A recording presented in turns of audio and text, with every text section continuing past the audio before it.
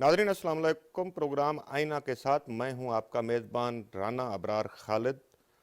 आलमी माहिर इक़्तिसादियात Thomas Robert Malthus अपनी थ्योरी ऑफ पॉपुलेशन ग्रोथ में कहता है कि आबादी में इजाफे की शरह ज़रबी होती है, यानी मल्टीप्लाई होती है। इसके बरक्स खुराक यानी ग़िज़ाई अजनास की सप्लाई की शरह जम्मा की शरह होती है।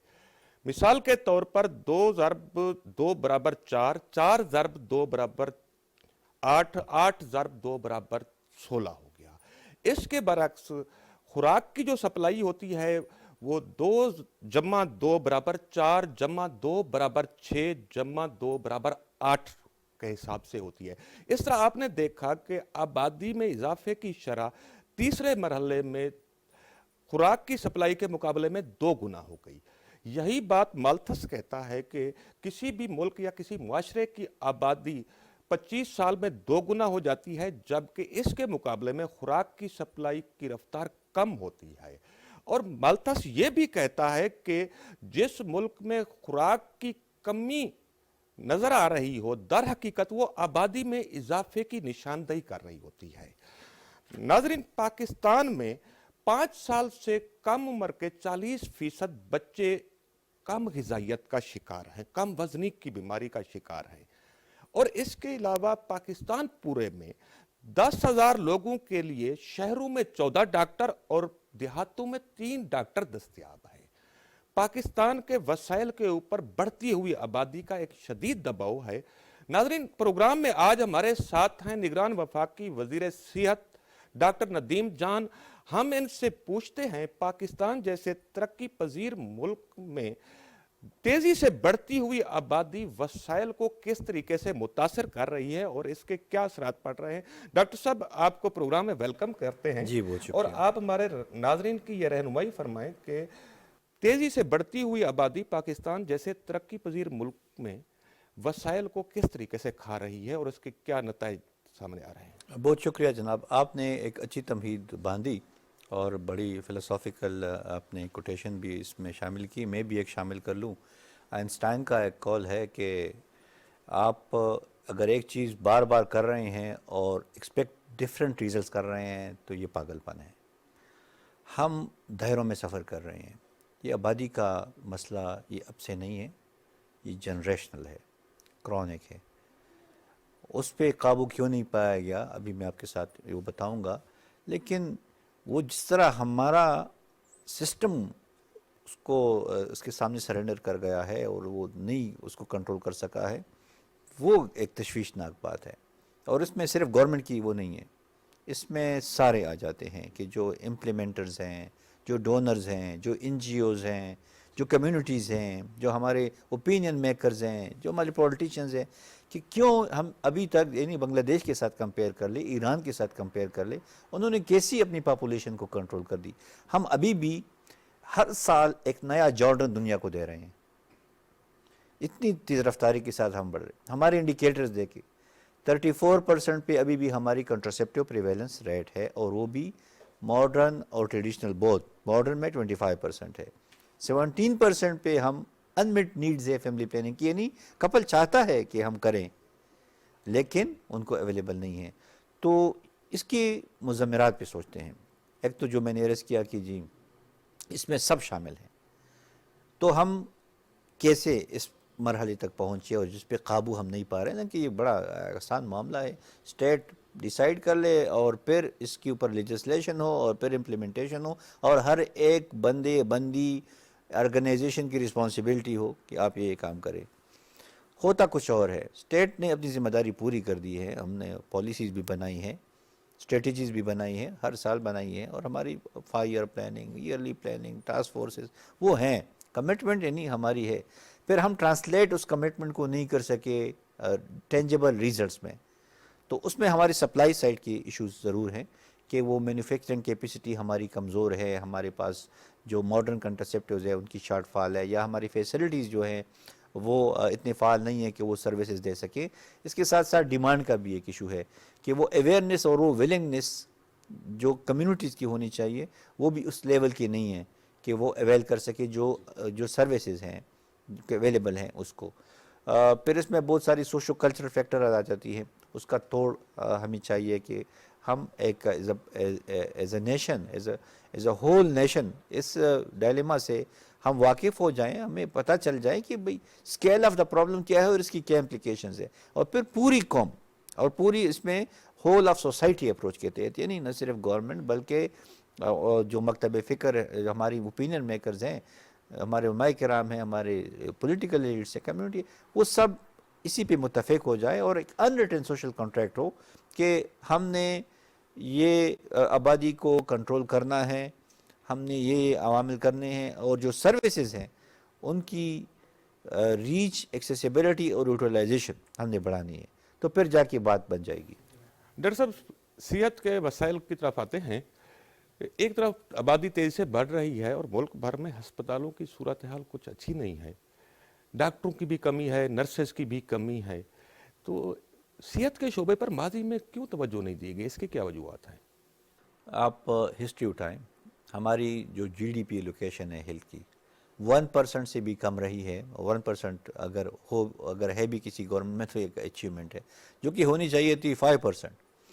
ہم ایڈوکیسی کر رہے تھے، میں نے منسٹر بننے سے پہلے بھی مختلف گورنمنٹس کے ساتھ، کہ 2% پہ لے جائیں تو کچھ وہ سپلائی ڈیمانڈ میں کچھ بیلنس آ جائے، کچھ جس طرح آپ نے انڈیکیٹرز بتا دی کہ ڈاکٹر 10,000 پہ ہمارے 14 تو اربن میں ہے اور رورل میں تو 3 ہیں، اسی طرح نرسز تو اس سے بھی زیادہ کم ہے، تو ایک شدت کتنی شارٹیج ہے نرسز کی؟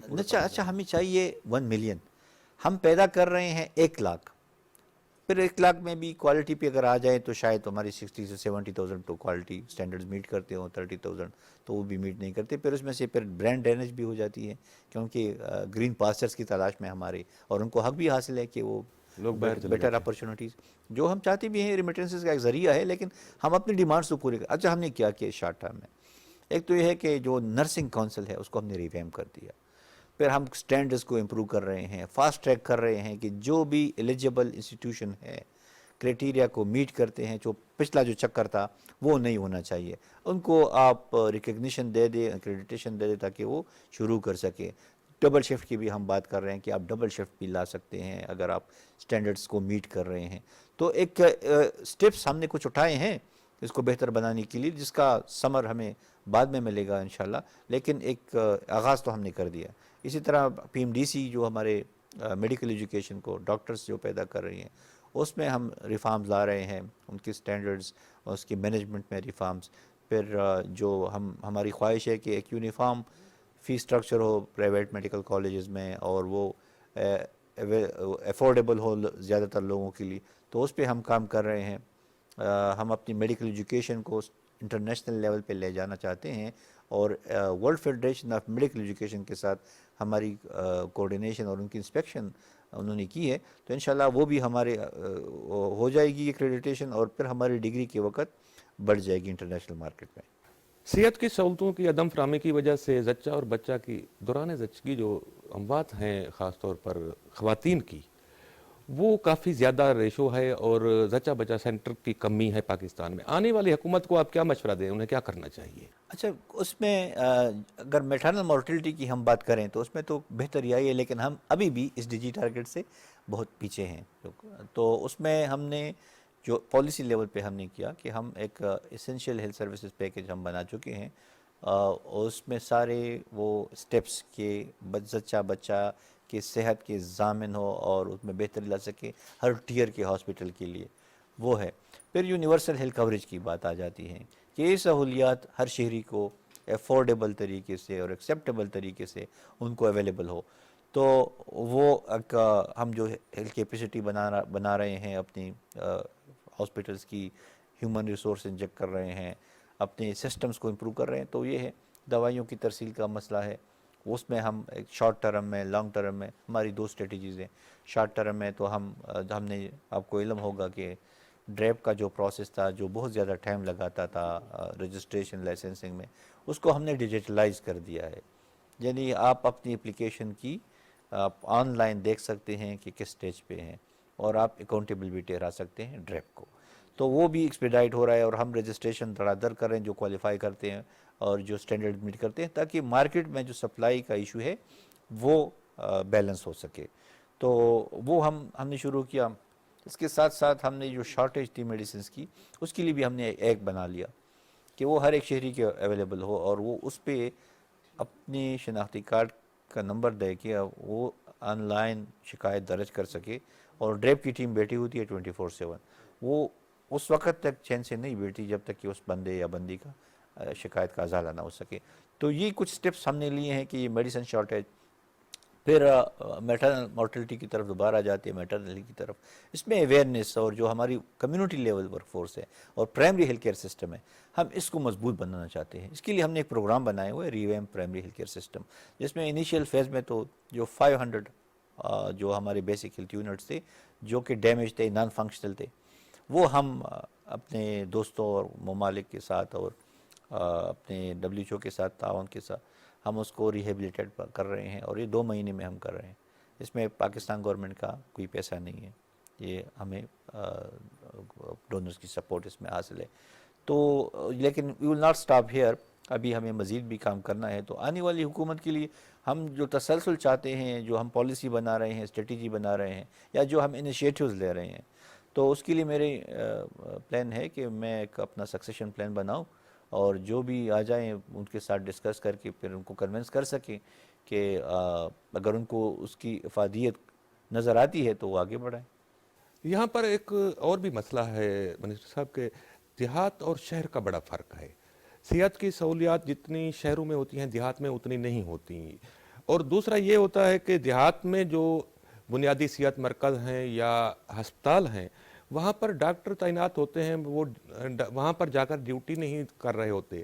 تو یہ دیہات اور شہر کا فرق کیسے کم کیا جا سکتا ہے, اس کو ختم کیسے کیا جا سکتا ہے؟ اچھا, اس کے 2 پہلو ہیں. ایک تو یہ ہے کہ آپ انشور کریں کہ human resource in the first instance آپ تو بھجوا سکیں ادھر. جب آپ بھجوائیں تو پھر آپ اس کو ریٹین کس طرح کریں گے, اس کے بھی 2 طریقے ہیں, کیرٹ اینڈ اسٹک. تو آپ انسینٹیوائز, موٹیویٹ, انکریج کس طرح کرتے ہیں ہیومن ریسورس کو تاکہ وہ ادھر رہ سکے اور وہ اپنا پرماننٹ بورڈ بنا سکے, وہ اون کر سکے, اور سروس جتنا بھی ٹینیور ان کا ہے 3 سال ہے 2 سال ہے وہ ادھر گزار سکے. دوسرا اپنی مانیٹرنگ سسٹم اور سٹینڈرڈز کو اپنے امپروو کرنا ہے تاکہ کوئی اس کو وائلیٹ نہ کر سکے. تو اگر ٹرانسپیرنسی ہمارے سسٹم میں اور اکاؤنٹیبلٹی آ گئی صحیح معنوں میں تو وہ بھی کاؤنٹر ایکٹ ہو سکتا ہے اور وہ مسئلہ حل ہو سکتا ہے. ابھی تو جو آپ دیکھ رہے ہیں کہ وہ خوش نہیں ہوتے کیونکہ ایک تو فیسلٹیز نہیں ہوتی ہماری رورل ایریاز میں. مطلب وہاں پر رہنے کی سہولت نہ ہو, جی ہاں, اور دوسری سہولیات نہ آپ ہو, کو تو جینون ہے, ایک بالکل یہ ڈاکٹر کیسے جینون وہاں پر باتیں بھی ڈیوٹی ہیں کرے گا؟ کہ ڈاکٹر اور اس کی فیملی جب کہ اس کے بچے ہوں ان کو اسکول کی ضرورت ہوتی ہے, تو اچھی اسکولنگ نہیں ہے, یا سیکیورٹی کا مسئلہ ہے, یا انوائرمنٹ ایسی ہے, یا رہنے کی سہولت نہیں ہے, تو وہ تو ہماری ذمہ داری ہے, گورنمنٹ کی ذمہ داری ہے کہ وہ پورا کر سکے. آپ کو پتہ ہے ہیلتھ تو ڈیوالو سبجیکٹ ہے, تو پروونشل گورنمنٹ کی اس میں رسپانسبلٹیز آ جاتی ہیں کہ وہ کیسے اس کو لیے ایک انیبلنگ انوائرمنٹ بنا سکے. ڈاکٹر صاحب, ایک طرف آبادی تیزی سے بڑھ رہی ہے اور دوسری طرف وہ جو آبادی ہے کمزور آبادی ہے, سٹنٹنگ کا ایشو ہے. ایک رپورٹ کے مطابق پاکستان میں 5 سال سے کم عمر کے 40% بچے کم وزنی کا سٹنٹنگ کا شکار ہیں. اس کے اوپر کیا مطلب وفاقی گورنمنٹ نے کوئی ایسا ایمرجنسی پلان چاک آؤٹ کیا ہے, اس کا خاتمہ کب ہوگا؟ اچھا, یہ مسئلہ کافی گمبھیر ہے اور وہ بھی ازل سے چل رہا ہے. یعنی ہماری اس کو دیکھ کے سٹنٹنگ ریٹ 44% پہ, اچھا ہماری ویسٹنگ کو دیکھ کے 17%, 5 میں سے ایک تھوڑا بچہ. ایریاز بھی آئیڈینٹیفائی کریں گے کہ کہاں کہاں پر زیادہ ہے؟ یہ ہمارے دیہاتوں میں اور جو فار فلنگ ایریا اس میں بہت زیادہ ہے. بلوچستان کی کچھ علاقے اگر آپ دیکھیں, یا فاٹا کے ایکس فاٹا کے جو علاقے ہیں اس میں آپ دیکھیں تو وہ سٹنٹنگ اور مال نرشمنٹ بہت زیادہ ہے. اس کی کیا بہت وجوہات ہیں اس کی؟ ایک تو ہماری شروع کر لیتے ہیں آپ کی پری کنسیپشن سے, جو مائیں ہوتی ہیں جس میں انیمیا 54% ہے. اگر ہم, اور وہ بڑی آسانی سے حل ہو سکتا ہے اگر آپ اس کو ملٹیپل مائکرو نیوٹرینٹ سپلیمنٹ یا آئرن اور فولک ایسڈ پہنچائیں تو انیمیا کو ایڈریس کر تھوڑا سکتے لوگوں ہیں. کو آسان زبان میں ہی بتائیں ہاں, گے. انیمیا خون کی کمی, جو خون کی کمی ہے. تو وہ جب جنم دیتی ہے بچے کو تو وہ لاغر ہوتے ہیں, کمزور ہوتے ہیں, ان کی امیونٹی کمزور ہوتی ہے, وہ مسلسل چل رہا ہے. پھر بریسٹ فیڈنگ بہت ہی ایک کاسٹ افیکٹو اور ایک آسان عمل ہے, اس کو انکریج کرنا ہے ہم نے. ابھی بھی ہم 54% پہ یا 55% پہ ہماری ہے کہ کمپلیٹ برسٹ فیڈنگ جو بچوں کو مائیں پلاتی ہے، وہ ابھی تک ہم 90-80% پہ جو چاہیے، بلکہ 100% کہ 2 سال تک قرآن میں بھی ہے کہ آپ 2 سال تک اپنے بچوں کو اپنا دودھ پلائیں، اور اس کے بہت بڑے فائدے ہیں برسٹ فیڈنگ کے. تو اس سے ایک بیس بن جاتی ہے فزیک کی، کوگنیٹو ڈیولپمنٹ، فزیکل ڈیولپمنٹ، اور بچہ پھر صحت مند رہتا ہے. ساتھ ساتھ میں کمپلیمنٹری فیڈنگ کہ جب وہ آ جاتی ہے نا، ویننگ پیریڈ آ جاتی ہے، تو آپ اس کے ساتھ مزید کیا ملا رہے ہیں خوراک میں، کتنی وہ نیوٹریشس ہے. اور پھر ایڈولسنٹ جب وہ بڑا ہو جاتا ہے یا بڑی ہو جاتی ہے، پھر اس کی اس کے ساتھ ساتھ امیونائزیشن، تاکہ وہ انفیکشن سے بھی محفوظ رہیں. تو امیونائزیشن 100% بچوں کو ہونی چاہیے. ابھی ہم 77% تک پہنچے ہیں جو اسسٹ کوریج ہے، لیکن وہ بھی ویری کرتی ہے رورل، اربن، اور کچھ جیوگرافک ڈسپیرٹیز بھی ہیں اس میں. تو یہ عوامل اگر ہم ان کو ہولسٹیکلی لے لیں تو پھر چینج آ جائے گی ہمارے نیوٹریشن کی سچویشن میں. اس کے ساتھ ساتھ وہی ڈائلیما کہ پروگرامز آ جاتے ہیں نیوٹریشن کے، لیکن وہ سیلوز میں چلتے ہیں، وہ ایک جگہ پہ کام کرتے ہیں، پھر وائنڈ اپ کر جاتے ہیں، کوئی بڑا امپیکٹ نہیں لاتے. تو اس میں ایک انٹیگریشن کا عنصر ہم ابھی شامل کرنا چاہتے ہیں. ہم نے ابھی ریسنٹلی ایک ٹاسک فورس کا کہا ہے کہ ہماری ایک نیوٹریشن کی ٹاسک فورس ہو، جس میں سارے ایکٹرز، ڈونرز، گورنمنٹ اور ایجنسیز جو نیوٹریشن کے سٹیک ہولڈرز ہیں وہ اس میں شامل ہو، تاکہ جو بھی نیوٹریشن کی انٹرونشنز ہیں اس کو مانیٹر بھی کر سکے، کوآرڈینیٹ بھی کر سکے، ان کے چیلنجز ہیں ان کو بھی ایڈریس کر سکے، اور جو پولیٹیکل ویل ہے وہ نظر آ جائے گورنمنٹ کی طرف سے کہ نیوٹریشن کے ایجنڈا کو ہم اون کر رہے ہیں، ہم سٹیئر کر رہے ہیں. تو بہتری آئے گی، ٹائم لگے گا، لیکن یہ ہے کہ ایک ویژن ہم دے رہے ہیں، ہم نے دنیا کو بھی دے دیا. میں ابھی گلوبل نیوٹریشن سمٹ سے ہو کے آیا ہوں، لندن میں تھی، تو اس میں ہم نے اپنا بھی مقدمہ لڑا، لیکن ساتھ ساتھ ہم نے دنیا کو بھی ایک ویژن دے دی کہ آپ نے نیوٹریشن کا مسئلہ کیسے حل کرنا ہے، وہ انٹیگریٹڈ، انکلوسیو، انوویٹو اپروچ کے تحت. جی ناظرین، ٹائم لگے گا، وقت لگے گا. ابھی وقت ہوا ہے بریک کا، ملتے ہیں بریک کے بعد.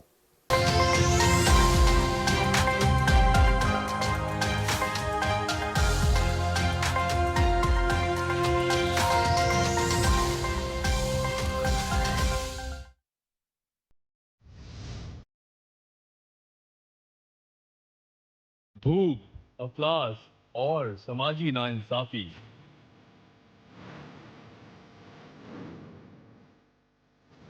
کہیں حادثوں سے پریشان تو کہیں جہالت سے لڑنے کی کوشش کرتا انسان.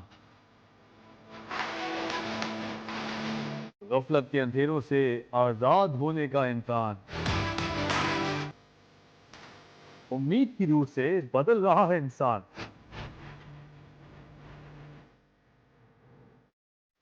کون کہتا ہے اظہار رائے کی آزادی نہیں؟ سوال کی قید سے آزاد ہوتے جواب دیکھیے ڈبیٹ ایٹ 8 میں.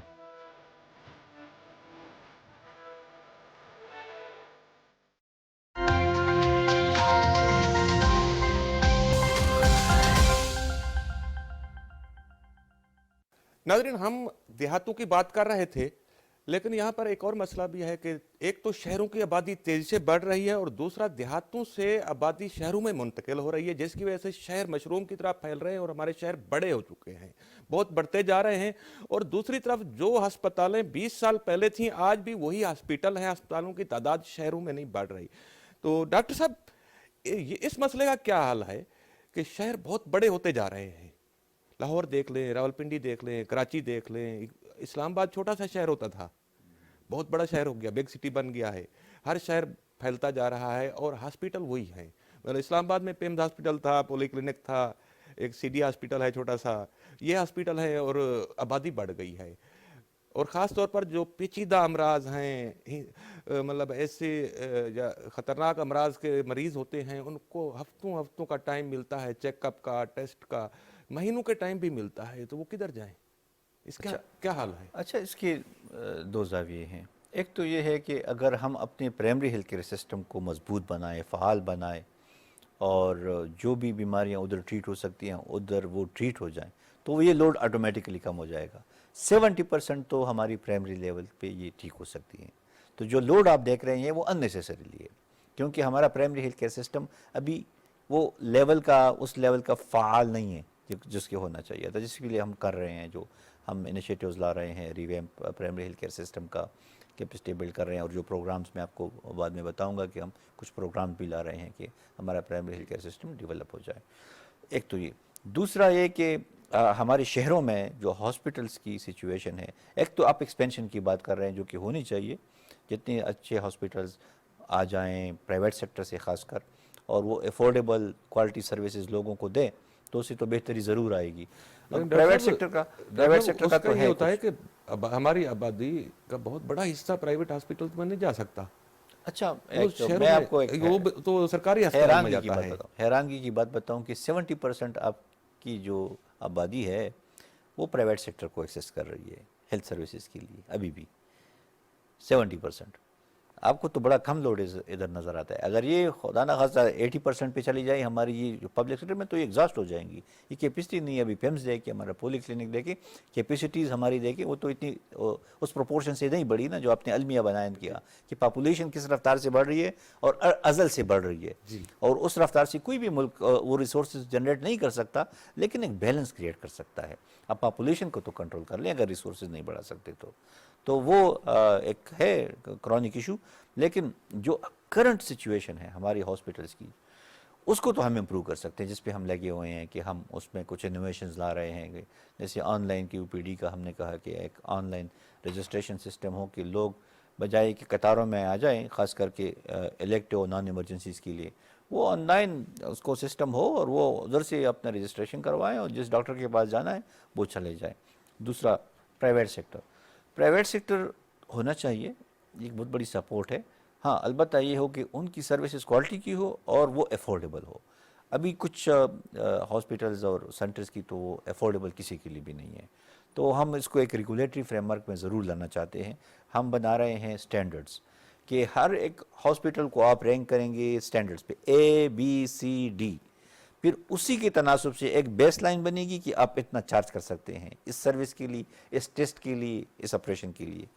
B اس سے شاید 10% زیادہ، C اس سے، D اس سے، تو یہ ہم ایک سٹار ریٹنگ کر رہے ہیں، اور وہ انشاءاللہ ہم اپنے دور میں چاہتے ہیں کہ ہم اس کو ایٹ لیسٹ بنا سکیں اور ایک جگہ پہ امپلیمنٹ کر سکیں۔ ڈاکٹر صاحب، کرونا کے وقت ہم نے ہیلتھ ریسورسز کے حوالے سے دیکھا تھا کہ ہمارا ہیلتھ سسٹم لوگوں کا پریشر نہیں برداشت کر سکا تھا مریضوں کا، اور آپ نے بھی دیکھا ہوگا کہ اس وقت کس طرح وینٹیلیٹرز کی ضرورت تھی، اور سر دست حکومت NDMA کے ذریعے وینٹیلیٹر منگوا رہی تھی باہر سے اور دستیاب نہیں تھے۔ تو خدا نہ خواستہ ایسی کوئی وبا مستقبل میں، تو کیا ہمارا ہیلتھ سسٹم اس قابل ہوگا؟ اچھا، یہ جو بیس ہے کہ پینڈیمک پریپیئرنس اور رسپانس کی، اس کو بیس بنا کے، کیونکہ ہمیں علم ہے کہ جو گلوبل ہیلتھ سیکیورٹی ہے وہ اس وقت انفارچونیٹلی ایکٹیو ہو جاتی ہے جب پینڈیمک آ جاتا ہے، تو پوری دنیا کہتی ہے کہ جی اپنے ہیلتھ سیکیورٹی کے سسٹم کو مضبوط بناؤ، کچھ نہ کچھ فنڈنگ آ جاتی ہے، کچھ ویکسینز پہ کام ہو جاتا ہے، کچھ کیپیسٹیز پہ، اور ایک ہنگامہ کریٹ ہو جاتا ہے۔ لیکن اگر آپ پریمپٹ کر لیں اور آپ اپنے سسٹم پہلے سے بہتر بنائیں، تو آپ بہتر طریقے سے انسانی جانوں کو بھی بچا سکتے ہیں، اور جو اکنامک لاس ہوتی ہے اس پینڈیمک سے، آپ نے دیکھا $1 ٹریلین دنیا کو ہوا کووڈ سے۔ اچھا، ہماری پلی کیا تھی منسٹر بننے سے پہلے؟ میں ایک ایڈوکیسی فورم کا حصہ تھا، ہم کوئی $20 بلین مانگ رہے تھے دنیا کی پوری سسٹم کو پریپیئرڈ کرنے اور رسپانسو کی کسی پینڈیمک کی صورتحال میں۔ اگر $20 بلین جنریٹ ہو سکے، اور خاص کر ان ممالک میں جن کے سسٹم کا ہمیں پتہ تھا کہ کمزور ہے، کیونکہ میں نے کام کیا بہت سارے ممالک میں، تو وہ اس کی بیس پہ ہم کہہ رہے تھے، دنیا نہیں مان رہی تھی۔ اگر وہ انویسٹ ہو جاتے $20 بلین ویکسین میں اور سسٹم ڈیولپمنٹ میں، تو وہ آپ کو جو ٹریلینز کا لاس ہوا ہے، کچھ اس طرح $1 ٹریلین کا لاس ہوا ہے اکانومی کو، گلوبل اکانومی کو، وہ نہ ہوتا۔ تو ابھی جب میں آیا تو ہم نے سوچا کہ یہ گلوبل ہیلتھ سیکیورٹی کے ایجنڈے کو ہم کیسے ایڈوانس کر سکے، تو ہم ایک سمٹ کرنے جا رہے ہیں پاکستان، جس کو ہوسٹ کر رہے ہیں 10 اور 11 جنوری اس پر آتے ہیں ہم، جی میں پوچھتا ہوں، اس پر تفصیل سے بات کرتے ہیں۔ اچھا یہ بتائیں کہ جو تیزی سے آبادی بڑھ رہی ہے اور تعلیم، صحت، خوراک کے ریسورسز کے اوپر بڑا پریشر ہے، کیا ہماری سیاسی جماعتوں کو اس کا ادراک ہے؟ وہ سمجھتے ہیں کہ یہ مسئلہ ہے؟ اچھا، یہ ہے ایک ایسا بہترین سوال آپ نے کیا جس کا ٹریڈیشنل جواب تو شاید یہ ہو کہ جی ہاں ان کی ذمہ داری ہوتی ہے اور یہ کیوں نہیں کرتے. میں اس کو ادر سائڈ اس کو سوچتا ہوں یہ عوام کی ذمہ داری ہوتی ہے کہ آپ کیسے اپنے ایجنڈے کو سٹیئر کرتے ہیں، کیونکہ کوئی بھی سیاسی جماعت وہ مرہونی محنت ہوتی ہے عوام کی ووٹ کی. تو کیسے پاسبل ہے کہ عوام جس چیز کو چاہیں گے اور وہ اس کو نہیں اپنائیں گے، جو کہ ہمارے ساتھ ازل سے ہو رہا ہے. نہیں ہو رہا ہے نا. جو آپ دیکھ رہے ہیں کہ کسی مینیفیسٹو میں آپ کو وہ ہائی لائٹس نہیں ملیں گی کہ population control, polio ریڈیکیشن، disease control, health security نہیں ہے نا، نیوٹریشن. یعنی ایک اگر ہے بھی کسی کی میں تو بڑی کارنر پہ ہوتی ہیں، اور پھر جب گورنمنٹ بن جاتی ہے تو پھر تو مزید وہ ڈارمنٹ ہو جاتی ہے. تو یہ جو ذمہ داری آپ جیسے لوگوں کی ہوتی ہے، عوام کی ہوتی ہے یا ہماری پروفیشنلز کی ہوتی ہے، وہ کیوں نہیں کر رہے ہیں؟ وہ ان کو ایٹ لیسٹ کوشچن تو کر سکتے ہیں کہ جی یہ ایشو ہے، آپ لوگ اس پہ کیا کر رہے ہیں. تو جب ان کو نظر آ جائے گی کہ لوگ اس کے بارے میں سینسیٹیو ہیں، وہ مینیفیسٹو میں بھی لائیں گے، وہ اپنا جو پروگرام بنائیں گے، پلان آف ایکشن بنائیں گے، وہ اسی میں بھی لائیں گے. پھر جب گورننس کی بات آ جائے گی وہ اس کو پرائرٹائز کریں گے.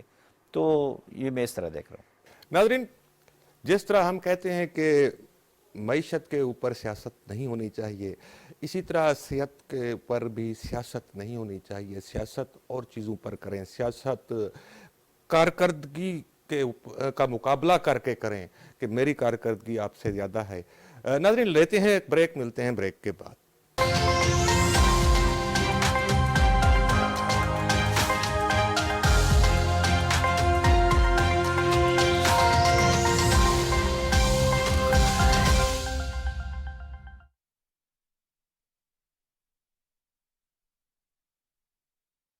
وہ ہے گلوبل ہیلتھ سیکیورٹی کا کنسیپٹ. ہم اپنے مہمان سے پوچھتے ہیں کہ یہ گلوبل ہیلتھ سیکیورٹی کیا ہے اور گلوبل ہیلتھ سمٹ یہ کہاں منعقد رہا ہے، کب منعقد ہونے جا رہا ہے. اچھا، آپ نے ہمارے دل کی بات کہی، اور جو کہ ابھی ہم اس پہ کام بھی کر رہے ہیں. اور Pakistan is one of the leading country کے جو گلوبل ہیلتھ سیکیورٹی کے ایجنڈے کو آگے سٹیئر کر رہا ہے دنیا میں. گلوبل ہیلتھ سیکیورٹی اس کا یہ مطلب ہے کہ دنیا کے تمام ممالک کے صحت کے جو سسٹمز ہے وہ اس قابل ہو، پریپیئرڈ ہو اور رسپانسیو ہو کسی بھی پینڈیمک سے نمٹنے کے لیے. یعنی ان کے پاس کیپیسٹیز، ریسورسز، اکوپمنٹس اور جو پریونٹیو چیزیں ہیں، پروٹیکٹیو اکوپمنٹس ہیں، اور ویکسین بنانے کی کیپیسٹی وہ اس قابل ہو کہ کوئی بھی پینڈیمک. کیونکہ ہم ایک ایسی ایرا میں رہ رہے ہیں، وائرس ایرا اس کو میں بولتا ہوں. کبھی زیکا، کبھی کولرا، تو کبھی کووڈ، تو کبھی سارس، اور یہ مختلف شکلوں میں انفارچونیٹلی پھر بھی آئیں گے. ہمیں پینڈیمکس کا سامنا یہ نظر آ رہا ہے کہ یہ فیوچر میں بھی ہوں گے. تو اس کے ساتھ ساتھ ہم نے سسٹم اپنے بنانے ہیں. کووڈ نے ہمیں بہت بڑا سبق دے دیا کہ بھائی گلوبل ہیلتھ سیکیورٹی کو پرائرٹائز ہونا چاہیے. اگر یہ پرائرٹائز ہوتی تو وہ نقصان نہ ہوتا جو دنیا میں اس سے ہوا. پاکستان نے تو پھر بھی اس میں اچھا پرفارم کیا، اور اس میں میں داد دیتا ہوں NCOC کو اور ہماری سول اور ملٹری لیڈرشپ کو. خاص کر ملٹری لیڈرشپ نے اس کو لیڈ کیا، تو وہ ایک خوشائن بات تھی. اور ابھی بھی آج میں ہو کے آیا ہوں NCOC کو جو نیا انہوں نے بنایا ہے، وہ آپ خود جائیں گے تو آپ حیران ہو جائیں گے کہ کیسے سسٹمز ہم لائے ہیں. اور وہ بھی ایک سٹیپ ہے towards the global health security.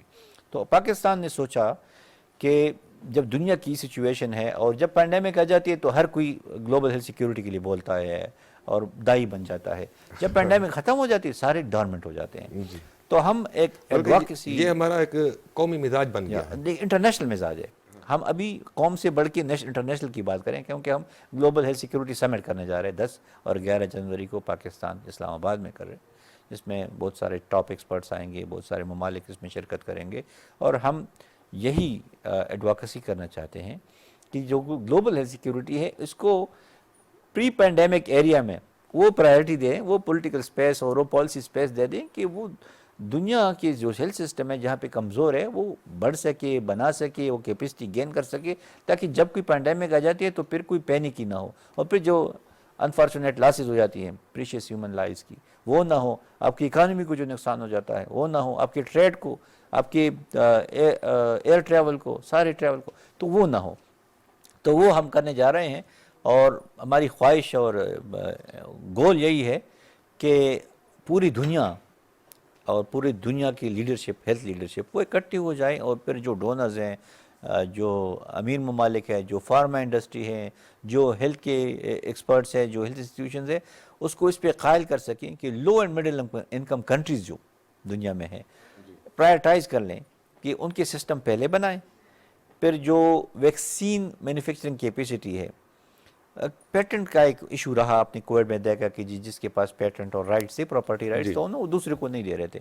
ہم اس کو ڈی ریگولیٹ کرنا چاہتے ہیں، اور اسی کے لیے ہم ایڈوکیسی کریں گے اسی فورم سے جو ہم کر رہے ہیں کہ وہ پیٹنٹ بے شک آپ اپنے وہ کریں، لیکن جس دوسرے ملک کے ساتھ اگر وہ کیپیسٹی ہے بنائی ہے انہوں نے، تو وہ ان کو ٹرانسفر کرے تاکہ وہ بھی ویکسین بنا سکے، اپنی ضروریات پوری آپ کیا کر سکے. توقع رکھتے ہیں کہ اس گلوبل ہیلتھ سمٹ کا جو ہے، گلوبل ہیلتھ سیکیورٹی سمٹ، اس کے کتنا امپیکٹ ہوگا؟ ایک تو میں آپ کو بتاؤں کہ ابھی ہوا بھی نہیں ہے، اور الحمدللہ پاکستان کا جھنڈا پوری دنیا نے مانا ہے، اور پوری دنیا میں یہ ہوسٹ کر رہے ہیں بڑے ٹاپ پہ. دنیا کو پتہ چل گیا کہ پاکستان لیڈ کر سکتا ہے دنیا کو. ہیلتھ سے ہم شروع کر رہے ہیں، لیکن بہت اور ساری چیزوں میں بھی پاکستان لیڈ کر سکتا ہے، اس کے پاس کیپیسٹی ہے. ہم وہ جو ڈیو اسپیس ہے، پاکستان کا جو مقام ہے دنیا میں، وہ حاصل کرنا چاہتے ہیں جو ہم ڈیزرو کر رہے ہیں. تو ایک اچھا امپریشن تو آلریڈی ایک بلٹ اپ ہو رہا ہے. تو اس حوالے سے عالمی اداروں کا کیا کردار ہے، خاص طور پاکستان کے صحت کے مسائل ہیں اور گلوبل ہیلتھ سیکیورٹی میں پاکستان کے جو ایشوز ہیں، اس پر عالمی اداروں کا کیا کردار ہے؟ اچھا، عالمی اداروں کو تو ہم ایڈوکیٹ کریں گے، ہم ان کو انگیج کریں گے، ہم ان کو ساتھ لے جائیں گے کہ جو ہماری ایڈوکیسی ہے یا جو ایفرٹس ہم کر رہے ہیں کہ نہ صرف پاکستان کی بلکہ پوری دنیا کے غریب اور مڈل انکم کنٹریز کی کیپیسٹی بڑھانے کی، پھر گلوبل ہیلتھ سیکیورٹی ایجنڈے کو پولیٹیکل اور ہیلتھ ایجنڈے میں سپیس دینے کی تاکہ وہ اگنور نہ رہے، پھر ریسورسز پول کرنے کی. ہمارے ایجنڈے میں وہ بھی شامل ہے کہ ایک پینڈیمک فنڈ ہو، جو ریسورسز جو دنیا کے امیر ممالک ہیں اس میں وہ ریسورسز پمپ کر سکیں، اور پھر جیسی ضرورت آ جاتی ہے وہ بقدر ضرورت ان ممالک کو ٹرانسفر کیا جا سکے. وہ ریسورس فائنینشیل ہو، ہیومن ہو، ٹیکنالوجیکل ہو، ویکسین کی ہو. تو کاز بہت بڑا ہے. اچھا، یہاں پر پاکستان میں ایک چیز ہے ای ڈی ایف، کہ جو ٹیکسٹائل کمپنیاں ایکسپورٹ کرتی ہیں تو وہ ان کے ایکسپورٹ سے ایک E D F, export development fund کاٹا جاتا ہے، اور پھر انہیں کی ڈیولپمنٹ کے لیے R&D کے اوپر خرچ ہوتا ہے.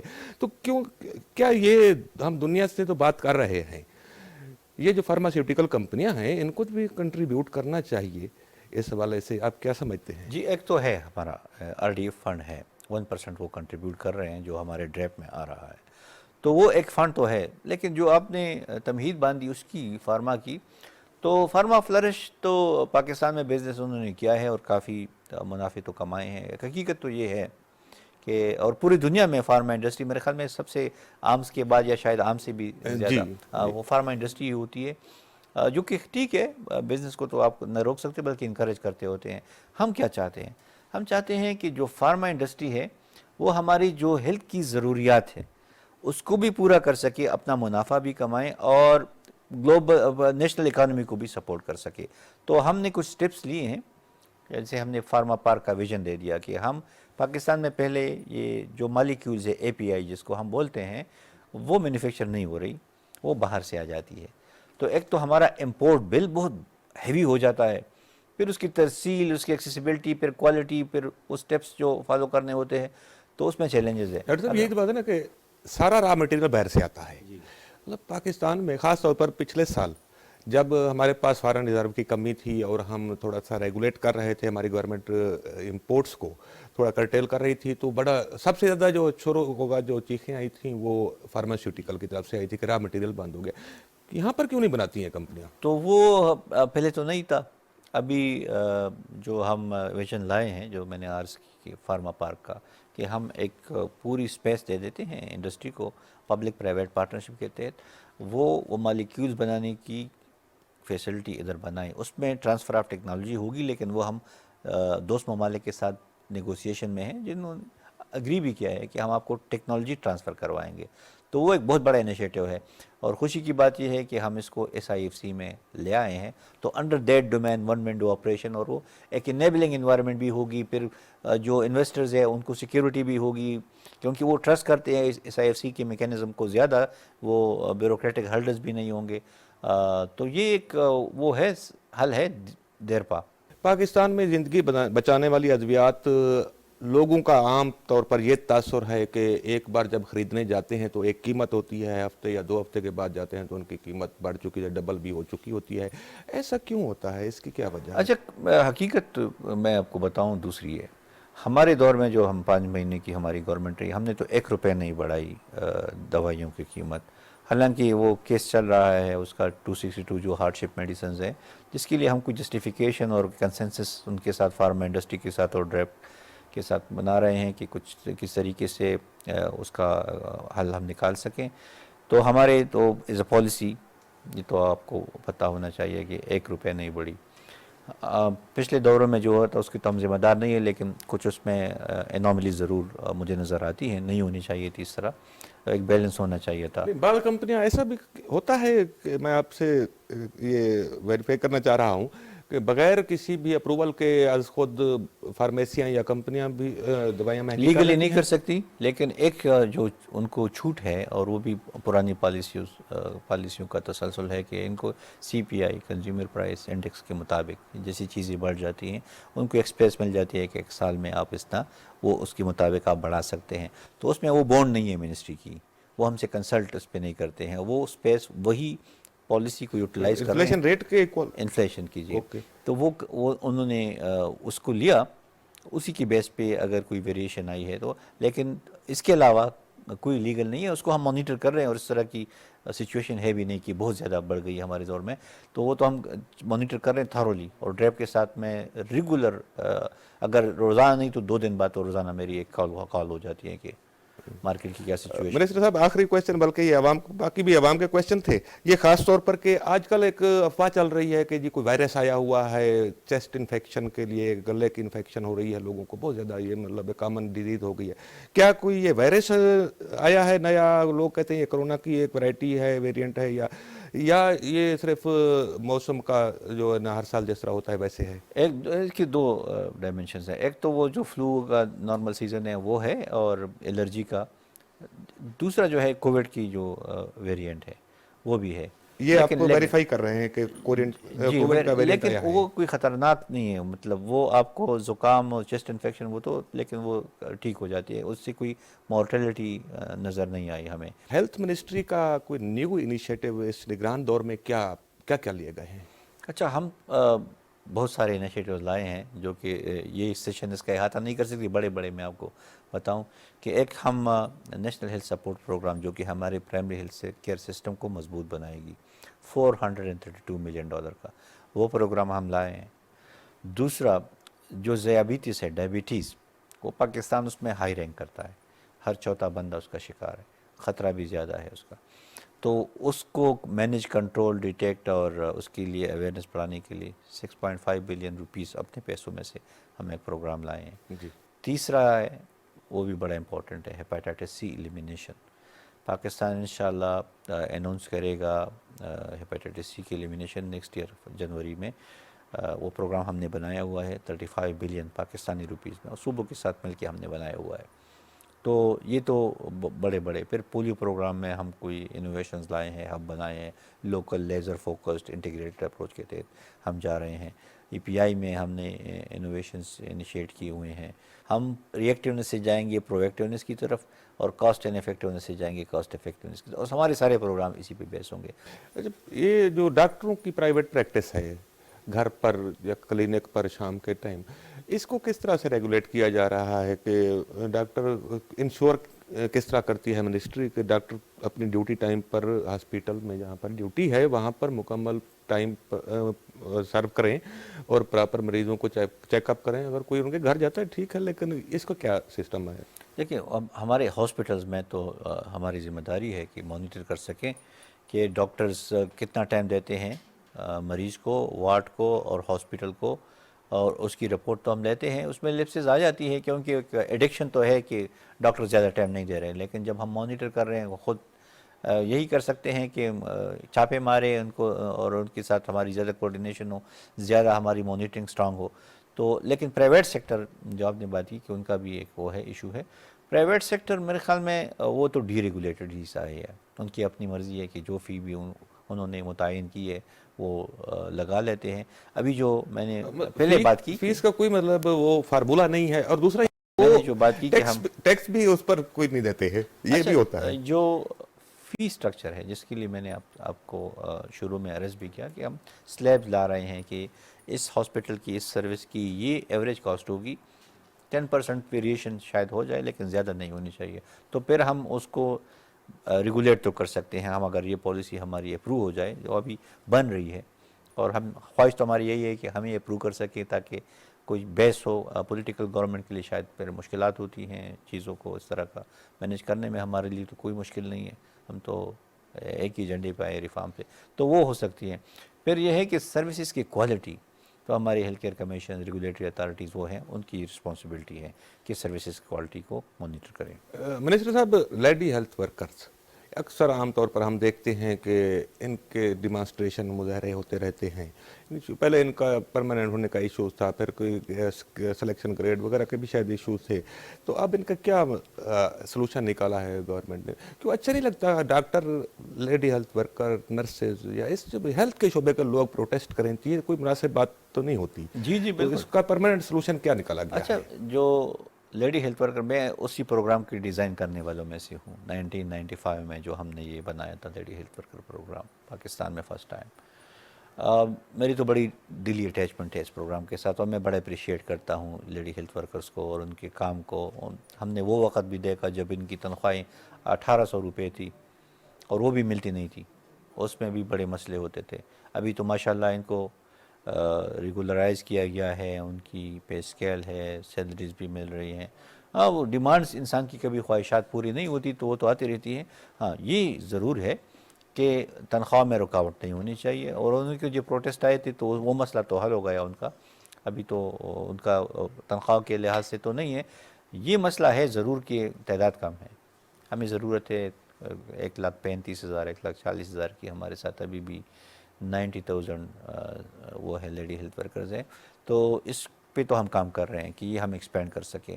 لیکن اس کے ساتھ ساتھ دوسری کیڈر ہے کمیونٹی ایکسٹینشن ورکر جو صرف فیملی پلاننگ کا کام کرتی ہیں. اور تیسری کیڈر جو ہے جو پولیو ورکرز ہیں ہمارے, اور یہ بھی میرے انیشیٹو ہیں, میں نے آلریڈی اس پہ کام شروع کیا ہے. ایک تو مرجر کہ جہاں پہ ڈپلیکیشن ہے یہ دونوں مرج کریں, کمیونٹی ایکسٹینشن ورکر اور لیڈی ہیلتھ ورکر. جہاں پہ نہیں ہیں تو بے شک وہ کام کریں, اور وہ لیکن وہ رسپانسبلٹیز بھی پھر ڈیوائڈ کریں, اور جو لیڈی ہیلتھ ورکر کر رہی ہیں وہ ایکسٹینشن ورکرز بھی کریں, جو ایکسٹینشن ورک کر رہی ہیں وہ تو آلریڈی لیڈی ہیلتھ ورکر کر رہی ہیں. پولیو ورکر ایک بہت بڑا ایسٹ ہے جو ہمارے پاس ہر جگہ پہ مجھے یہ تنخواہ دار نہیں ہے, یہ بیچارے جو کام کر رہے ہیں, اور میں ان کا بہت بڑا فین اور ایڈوکیٹ ہوں. یہ بہت بڑا کام کر رہے ہیں بہت قلیل پیسوں پہ, جس کو میں بتا بھی نہیں سکتا. کہ پہلے تو شروع میں جب آئے تھے تو 250 روپیز پہ یہ لوگ پہاڑوں پہ 4 مرتبہ دن میں چڑھتے تھے اور اترتے تھے. ان کی جان کو خطرہ ہے, اور کتنی قربانیاں ہماری قوم نے, ہمارے ان ورکر نے, ہمارے فوج نے, ہمارے پولیس نے دے دی ہے اسی راہ میں. تو ان کی تو جتنی بھی تعریف کی جائے وہ تو کم ہے. اس کے لیے سوچا میں نے کیا, میں نے کہا کہ ہم ان کو ایک ملٹی پرپز ورکر بنا لیتے ہیں کہ نہ صرف یہ پولیو کا کام کریں بلکہ یہ نیوٹریشن کا بھی کرے, فیملی پلاننگ کا بھی کرے, ماں بچی